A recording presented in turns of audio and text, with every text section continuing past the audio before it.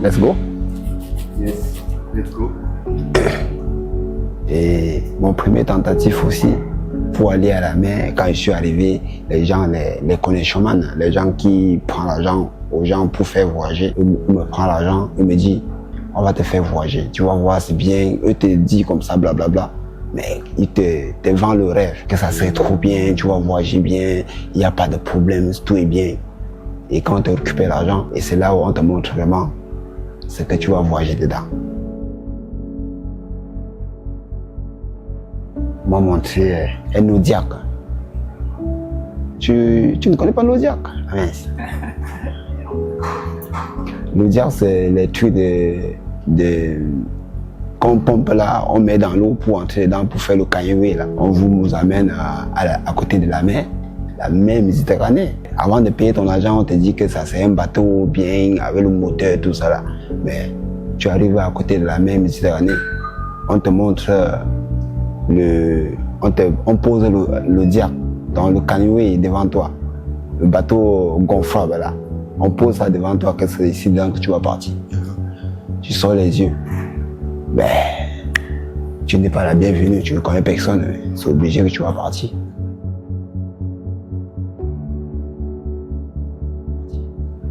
Et là, on commence à pomper devant vous et on vous met dedans. Et dans l'Audiac que j'avais, on était au nombre de 7. On devait pagayer pour traverser la mer Méditerranée. J'ai fait d'abord les tentations, j'ai fait plein de tentations. Je suis parti plusieurs fois. Je suis parti une fois et je n'ai pas réussi. Et sur la mer Méditerranée, j'ai perdu la vie. J'ai perdu les gens proches, les gens que je connaissais. Et après, j'ai fait ça 5 fois.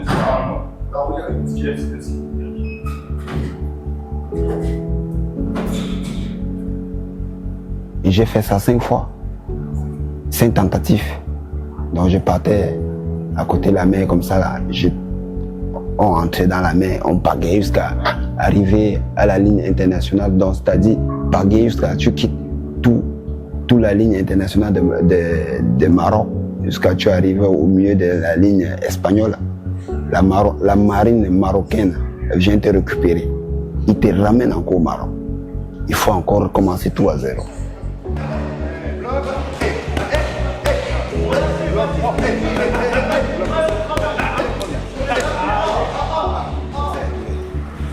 Tout se passe ici. C'est le mental.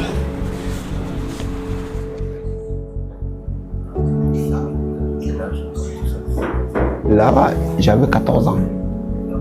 Quand j'étais au Maroc, j'avais 14 ans. J'avais fêté même mon anniversaire au Maroc. J'avais fêté mon anniversaire, mais 14 ans au Maroc. Et ça a duré combien de temps? Tout le parcours, j'ai fait 2 ans. 2 ans là, Pour traverser tout ça, j'ai fait 2 ans. Au Maroc, j'ai fait 6 mois au Maroc, à la frontière pour traverser. 6 mois.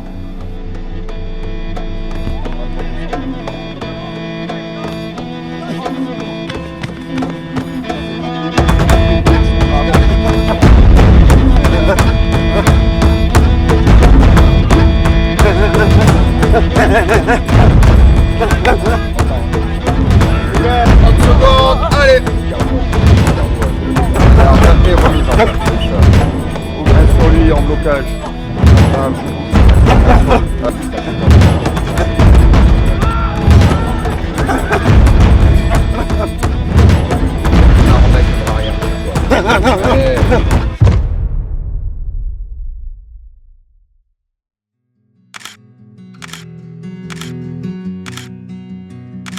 J'étais perdu, je n'avais même plus envie de partir, d'aller tenter parce que je voyais tous les gens mourir devant moi sur la mer Méditerranée. J'étais perdu, ça m'a traumatisé. J'étais pas moi-même. Et quand je partais maintenant, je disais, ah ouais, je vais pas maintenant perdre encore une personne, ou c'est moi qui vais aller mourir, je ne sais pas. Donc c'était maintenant la vie ou la mort.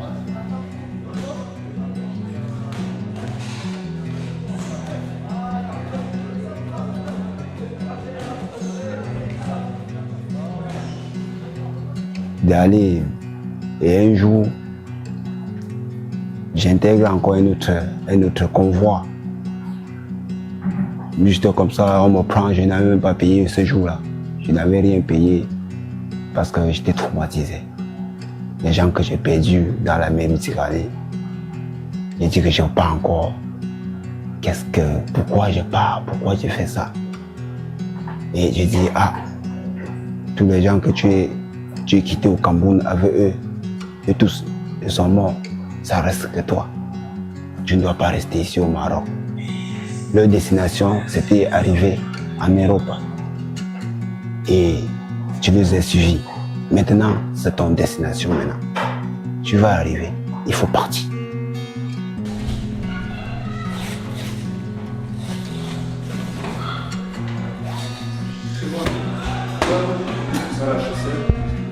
Et c'est là où je peux voir le connexion, le gars qui organisait le convoi, en fait. Donc on les appelle les connexion. Je peux le voir, le monsieur qui organise le convoi, je lui dis oui, je me sens prêt. Je me sens prêt pour partir. Et là, il était très très gentil parce qu'il m'a vu que j'ai intégré pas mal de ces convois. Et les gens sont, quand on est arrivé à la mer, tout le monde est, la majorité des gens sont morts. Et il a vu que ça m'avait traumatisé. Il m'a pris, il m'a mis dans le convoi. Vas-y, va tenter ta chance encore. Et le mec, on était avec lui, le capitaine, il dit qu'on va partir. Il faut qu'on parte. Et la mer était vraiment pourrie, tu vois, comment la mer fait les bruits, les vagues, tout ça. Il dit on va partir.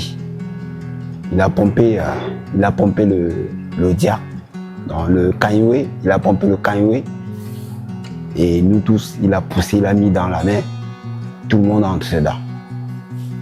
Et là, tout le monde commence à pagayer. Tout le monde pagaye. On pagaye. On a posé à 22h. Et on a pagayé jusqu'à 7h du matin. On a passé la nuit à pagayer. À pagayer, à pagayer, à pagayer. À 7h du matin, on était à la ligne internationale dans la mer de l'Espagne. C'est là où la marine espagnole vient nous récupérer sur la mer. Et même quand on nous récupérait, je crois qu'on devait nous ramener encore au Maroc. Je ne croyais plus. Je ne croyais pas qu'il y avait une autre vie à côté, qu'on traversait comme ça, on partait d'une autre ville. Moi, je ne croyais plus. Tout le temps, quand les gens disaient, on disait que les gens sont entrés. Ils disaient non, on est parti enterrer les gens dans la mer Méditerranée. Ce n'est pas vrai. Et quand on arrive en Espagne, j'étais perdu. Tout le monde criait, ouais, je suis arrivé, ouais, je suis arrivé. Moi, j'étais là, je le regardais comme ça. Je le regardais parce que je ne croyais pas. Je ne croyais pas que je suis arrivé. Et quand on est arrivé, on nous a amenés en prison. J'ai fait 3 jours en prison. En prison, c'était pour diviser. C'était pour diviser les majeurs et les mineurs. Moi, je ne savais pas. On m'a demandé mon âge. J'ai dit mon âge. On m'a mis au côté mineur. Et il y a les gens qui étaient les majeurs et on les a mis au côté majeur. Et voilà, c'est là où on nous sépare. Et on m'a amené dans un foyer. Et quand je suis arrivé au foyer, on m'a demandé qu'est-ce que tu veux faire. J'ai dit la boxe. C'est là où tout commence. J'ai dit la boxe, je veux faire la boxe. On dit non, il faut aller à l'école. Je dis non, l'école, non, laissez tomber. Je veux faire la boxe.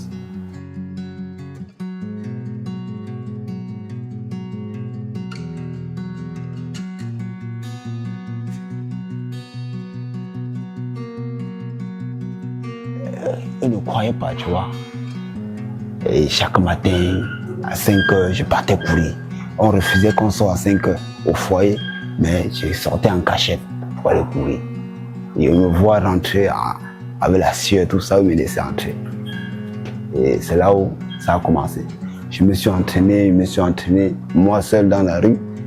Et les gens au foyer, ils ont vu vraiment que j'étais vraiment... Ça me plaisait vraiment. Ils m'ont inscrit dans un club en Espagne. Et c'est là où je commençais à m'entraîner. J'ai commencé à m'entraîner. Je m'entraînais dur. Et après, j'ai dit à mon entraîneur que je vais faire les combats.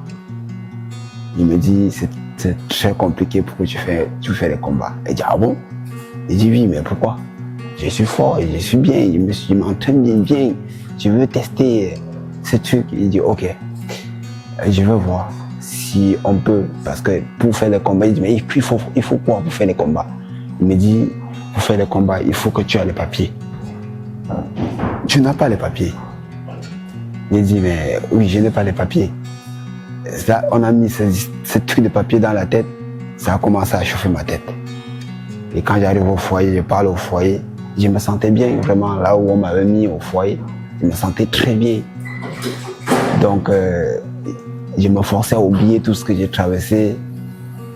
Et quand je m'entraînais, j'étais content, j'étais fier. Et j'arrivais à la maison, j'arrive au foyer, parce que c'était pour moi comme la maison. J'arrive au foyer, on dit que pour que je fasse les combats, il me faut les papiers. Les papiers, c'est quoi? C'est là où le foyer m'explique l'histoire de papier. Et là, ça m'a un peu démoralisé, mais je n'ai pas lâché. J'ai dit, mais un jour, je vais avoir aussi les papiers, je vais faire aussi les combats. Et après, je nous ai dit, est-ce que je peux partir dans une autre ville? Parce que je croyais que c'était juste dans cette ville qu'on demandait les papiers, tu vois. Et on m'a dit, si tu veux, si tu as quelqu'un ailleurs, tu nous dis pour qu'on te transfère là-bas. Et comme j'avais un grand frère en Espagne, je lui ai appelé. Il me dit, ouais, viens ici, viens. Il a envoyé tous les documents que le foyer demandait. On m'a transféré chez lui. Et du coup, quand je suis arrivé chez lui, il dit que tu ne peux pas rester ici, il faut que tu pars au foyer. Je suis reparti au foyer dans une autre ville. Je suis reparti au foyer. Au foyer, je continue les entraînements. Et là-bas, j'ai dit au foyer que je suis un boxeur, donc voilà. Ils ont vu vraiment que je m'entraînais, ils m'ont inscrit directement. Ça n'a même pas duré, ils m'ont inscrit directement à la boxe. Alors je m'entraînais. Et je m'entraînais bien. L'entraîneur voyait que mon style d'entraînement, c'était bien. J'étais vraiment focalisé sur les entraînements. J'étais concentré, en fait. Et il m'a dit, il faut que tu fasses des combats. C'est l'entraîneur qui vient me dire qu'il faut que je fasse des combats. Ah ouais, j'étais trop content, j'étais trop fier. Et là, j'arrive au foyer. J'ai dit au foyer que maintenant, il veut faire des combats et tout. Et pour moi, c'était faire un combat. C'était incroyable pour moi. Pour moi, c'était un rêve de monter sur le ring et boxer. J'ai rêvé. Et là, après, il me dit, j'arrive à la salle, il me dit, non, c'est compliqué pour toi parce que tu n'as pas de papiers. Je croyais que tu étais né ici, que tu avais déjà les papiers. Ça m'a commencé à... Il dit, mais regarde, mais il y a les étrangers qui arrivent ici, eux boxent, eux font la boxe. Mais je peux faire comment pour faire la boxe? Il dit qu'il me te faut le passeport. Directement, j'ai appelé mon ambassade. Je suis parti au foyer. Il dit, mais il faut qu'on appelle mon ambassade. Et on a appelé mon ambassade. On a demandé ce qu'il faut pour avoir un passeport. On nous a expliqué on va apporter et tout. Et j'ai apporté tout ça. J'ai eu mon passeport. J'ai eu mon passeport. Et là, on me dit que je ne peux pas boxer. Pour que je boxe, je ne peux pas boxer avec mon passeport. Il faut les papiers, il faut le titre de séjour. Là, j'ai dit, mais déjà l'espagnol, je ne parviens pas à parler. C'est compliqué pour moi la langue. Mais on veut encore que j'ai les papiers pour boxer. Mais là, je dis non, il faut que je parte. Et j'appelle mon frère, je lui demande, mais il n'y a pas un autre pays ici que je peux partir, que je peux boxer. Il dit, mais appelle tes amis, tu as les amis. Et j'ai contacté mes amis et tout. Et là, j'avais un ami ici, là. J'avais un ami en France parce que j'étais en Espagne. Il dit, viens ici tu boxes même sans papier. Il m'a mis ça dans la tête et là, je suis parti. Au foyer, j'ai laissé tous mes trucs au foyer. Je suis parti parce qu'on ne voulait plus qu'on sorte. Quand on était mineurs et on nous protégeait et tout. Ben, le soir comme ça, je dis que j'ai pas un peu marché. J'ai pas me promené. Je suis sorti. J'ai mis un peu mes trucs dans mes poches et tout. C'était mon départ. J'ai ramassé mon passeport, tout, j'ai mis dans mes poches, c'était mon départ. C'est là où je suis parti. J'arrive à Toulouse. J'ai fait une semaine à la gare de Toulouse. Je dormais à la gare de Toulouse. Comme ça, je ne connaissais personne. J'étais là. Je dormais à la gare de Toulouse. Et il y a une dame qui partait à Rodez. On a parlé un peu. Elle me dit, qu'est-ce que tu fais là? Ah mince. Là.